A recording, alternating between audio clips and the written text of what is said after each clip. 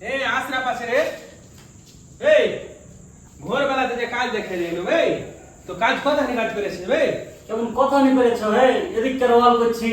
এদিককার ওয়ালটা করছি তুই দুটো ওয়াল করে পেটের ভাত নিয়ে যাবে কয় টাকা করে বেতন নিচ্ছিস 1100 টাকা বেতন নিচ্ছিস একটা হেল্পারের বেতন আছে 1000 2100 টাকার কাজ তুই কয় টাকার কাজ করছিস কে হে মাছার উপরে 800 ইট গাঁথনি করছি কত করব হে 800 টাকা করে পেটের ভাত নিয়ে যাবে তো পেটের ভাত হবে না একটা কাজ হেল্পার শুন, কাজ করবি যদি কাজ না করে মহাজনের যদি 2 টাকা 1 টাকা না হয় তাহলে মহাজনা মাটিতে শুতে যাবে তোরা কো ভালো খেয়ে বাড়াইতে হবে কাজ কাজ দেখে শুনে কাজ করে আসিস কাজ আমি তো মেলা খালি করছি সাইডে মাছার উপর কাজ কত করবে হে যা ইচ্ছা তাই করে চলে আসবি নাকি শুনো তুমি কাজ দেখাবে দিনে দেখাবে কিন্তু রাতে এসে ফোন করে ফল রাতে কি আমি দিনে যা সাইডে যাওয়ার কোনো সময় পাইনি তুমি যাও না কেন হে তুমি যাও না কেন বসে থাকছি কি কাজ করছি তুমি যা দেখবে বাড়ার কথা কইছো তুমি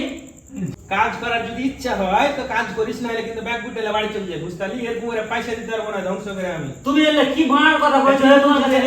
ঠিকই বলছি যে আমি তুমি কি বাড়ার কথা বলছো আমি কি মাথা বিক্রি করে আইছি নাকি তোমার কাছে মাথা বিক্রি করে আইছি নাকি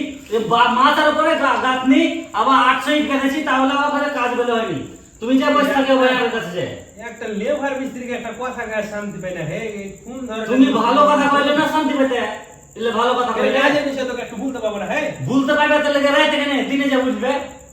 রাতে রাতে হলে তো গেলে দিনের বেলা আমি ছেড়ে যেতে পারি তাহলে তো যাইবে জি ভাই যাই বসে থাকবে কেন কথা কবি টেলার কি দিয়েছো কেন কথা কবি আবার কেন লাগছে 1000 টাকা দিয়ে কাজ করছিল যে মাথা বিক্রি করে খাইছি তোমার কাছে